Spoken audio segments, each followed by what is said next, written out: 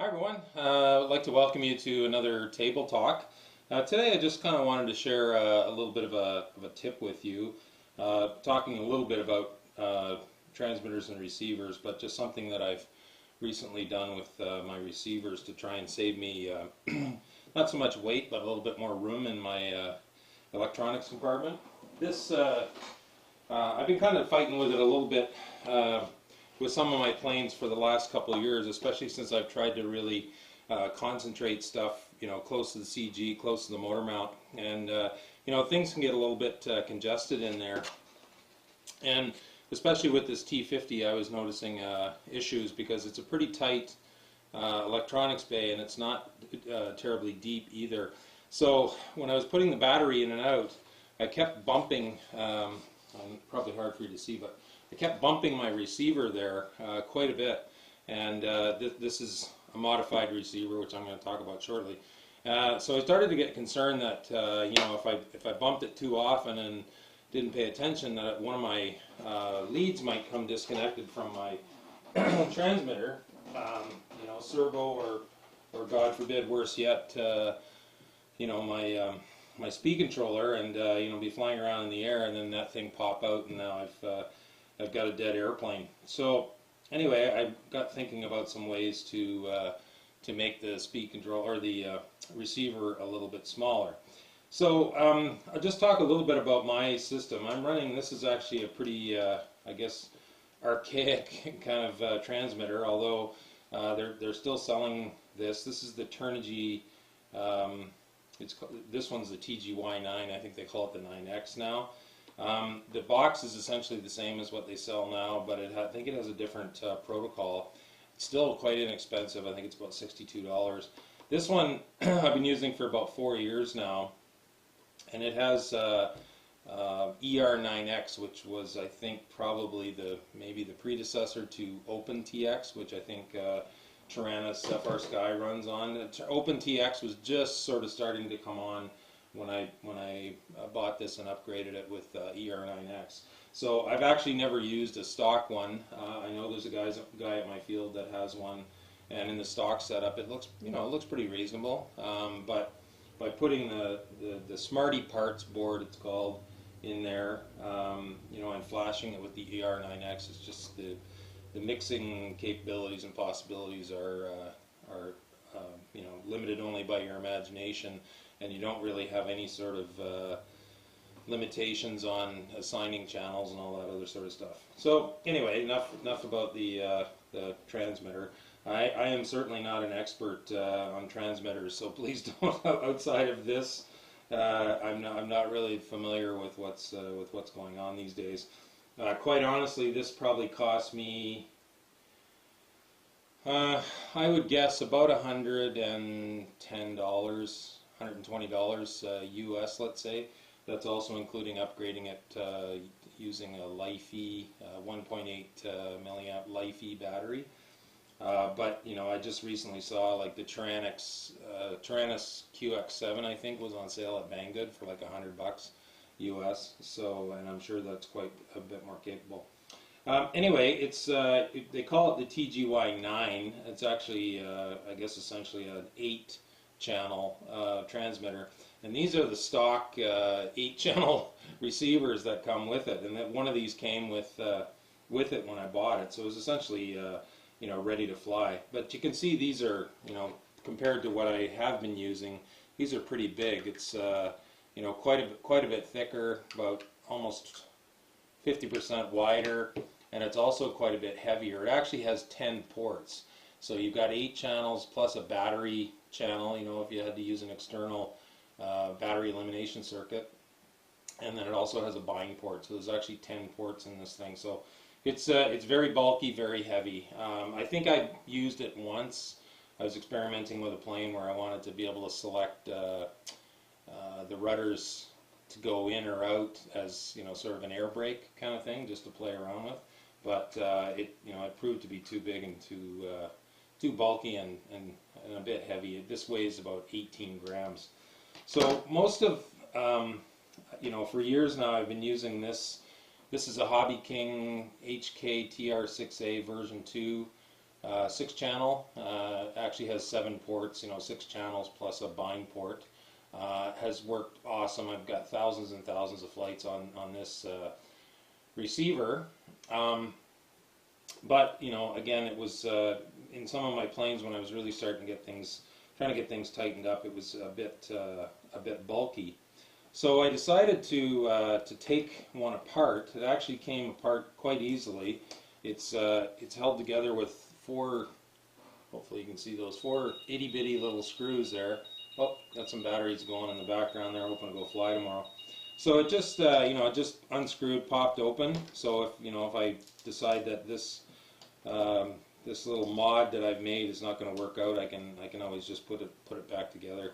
But it is a bit thick. It's about this way, I think, is about 8 or 9 millimeters, and it's about 3 millimeters wider this way than the actual board. So I popped one of these things out and had a look at it and thought, well, maybe I'll get myself some heat shrink and then just heat shrink it, and it'll cut down on the profile considerably. So here's one that that I've just covered in clear heat shrink, and it worked out so far. It worked out quite well.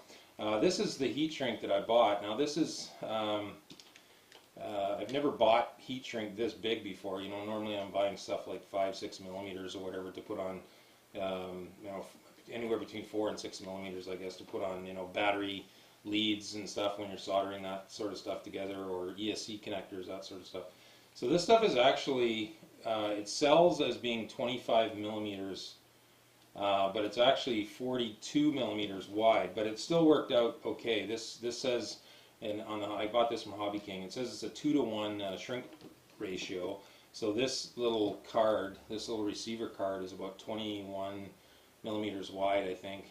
So it shrunk down nice and tight. Like, it's not super snug, like it's going to crush anything, but it's not, the heat shrink sleeve is not going to go anywhere. Now, I didn't put the heat shrink on there to to make it waterproof or anything like that, just mostly to protect it so that I'm not bumping any of these super fine little circuits and boards and stuff like that. What I did was I cut, you can see, you might be able to see if you look sideways, and I'm going to have a blog post supporting this with more detailed pictures. I just cut, when I cut the little chunk out, I cut a little bit of a relief so that all these pins where all the servos and everything get plugged into are open, but then the bottoms of the pins here on the bottom are protected. So yeah, so what I ended up doing then, I only saved a couple of grams. This weighs, the way this is right now, is 10 grams, and now with just the heat shrink on it, this weighs 8 grams. But what I did do is I reduced the profile this way by almost 4 millimeters, and sideways here I reduced it by about 3 millimeters. So that worked out really well. It's now considerably smaller and not as bulky in the electronics bay of my plane. So hopefully it's not going to get in the way. Now obviously I chose the clear because like most receivers, it has a little tiny LED on there that if it's flashing, it means that it's not bound or there's something wrong with it. And then when you plug it in and everything's bound, it's solid. So that's why I chose the clear heat shrink. And you get a meter of this for, I think, about $1.33, something like that. So that I think is going to work out quite well. So just a couple of tips. If you do have the only time I've ever had a receiver failure in any of my planes is these antennas. Again, what I do now is I try and, if I can, I try and run these antennas sort of outside the electronics bay, or I make sure I tape them down so that they don't get caught or I'm not tugging on them or in any way. The only time I've ever lost a plane was, I think I had a receiver where somehow the way I was putting the battery in and out, or maybe somehow I caught something on it, and I had pulled the wire out, because it's only soldered in there, just with the very delicate little dab of solder. I was flying around, and I guess it just worked itself just enough as the plane was flying, and the whole antenna came out, and I lost my plane. So what I've done, this is again the old way of doing it. I just put a little dab of hot glue sort of right there to help give that a little bit more strength right where the antenna goes into the receiver. And I did the same thing here before I put the heat shrink on. I just put a little tiny dab of hot glue on both sides here where this antenna goes into the little receiver board to help hold that on there. So yeah, so there we go. Just again, just a little tip I thought I'd pass on. You know, if you're looking for ways to free up some space in your park jet, or you know, like I said, I only lightened it up by a couple grams, but you know, grams add up to ounces. So if you're looking to save, really save as much weight as you possibly can, and like I said, the main reason I did it was to save myself some space. So yeah, I think that's going to work out just great. So anyway, like I said, I don't have please don't ask me any questions about programming the basic 9X or the Turnigy 9. I've never used it, and I don't,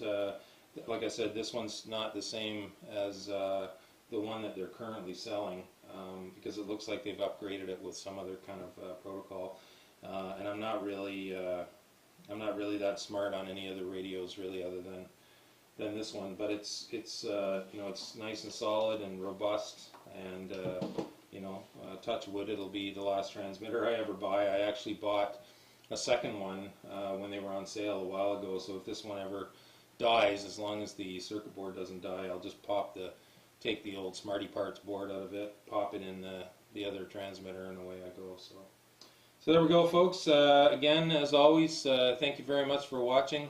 Blue skies, calm winds to everyone. Park jet noise, the other sound of freedom, baby. Take care.